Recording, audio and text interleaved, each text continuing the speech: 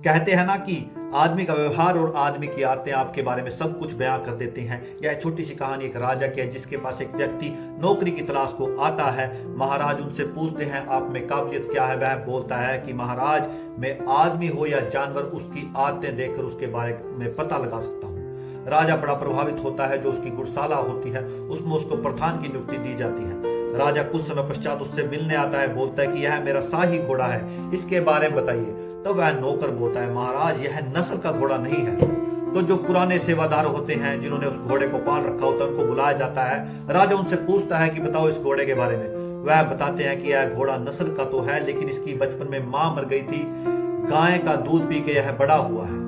उनको भेज दिया जाता है। राजा उनसे पूछता है नौकर को कि तुम्हें कैसे पता लगा कि यह नस्ल का नहीं है। महाराज, जब यह घास खाता है तो नीचे गर्दन रखता है, ऊपर नहीं उठाता है। और जो नस्ल का घोड़ा होता है वह घास खाता है और ऊपर की तरफ मुंह करता है। राजा बड़ा खुश होता है। उसको बहुत सा इनाम दिया जाता है, जैसे कि अनाज, मुर्गी, अंडे, बहुत कुछ भेंट कर दिया जाता है। राजा उसकी तैनाती रानी के महल के बाहर कर देता है। और कुछ समय बाद फिर राजा उनके पास आता है। बोलता है कि हमारी रानी के बारे में बताइए।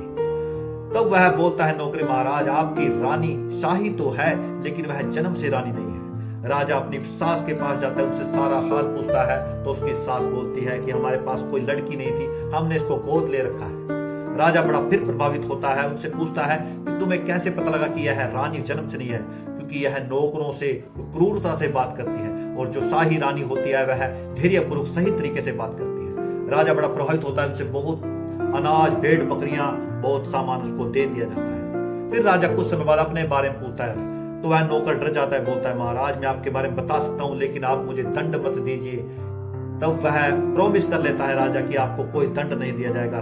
महाराज, ना तो आप राजा हो, ना आप राजघराने से पैदा हुए हो। राजा को बड़ा क्रोध आता है, लेकिन वह वचनबद्ध होता है, इसलिए वह अपनी माता के पास जाता है। माता उनको बोलती है कि हमारा कोई संतान नहीं थी, हमने तुमको एक चोरहिया के पास से, भेड़ बकरियां चराने वाले से तुमको लिया है। तो वह राजा उनके पास जाता है, उनसे पूछता है कि बताओ तुम्हें मेरे बारे में इतनी नॉलेज कैसी आई, ज्ञान कैसे। उसने बोला कि महाराज, हर एक राजा जब इनाम देता है हीरे जवाहरात देता है। आप मुझे भेड़ बकरियां इनाम स्वरूप दे रहे थे। आपका आचरण मुझे उन्हीं जैसा लगा जैसा मैं आपको बता रहा हूं कि आप भेड़ बकरियों के जो होते हैं उनसे आपका जन्म हुआ है। राजा बड़ा खुश होता है क्योंकि उसके ज्ञान को देकर प्रभावित होता है। कहने का तात्पर्य यह है कि आदमी का व्यवहार और आदमी के तौर तरीके आपके बारे में सब कुछ बयां कर देते हैं। जय श्री राम, राधे राधे।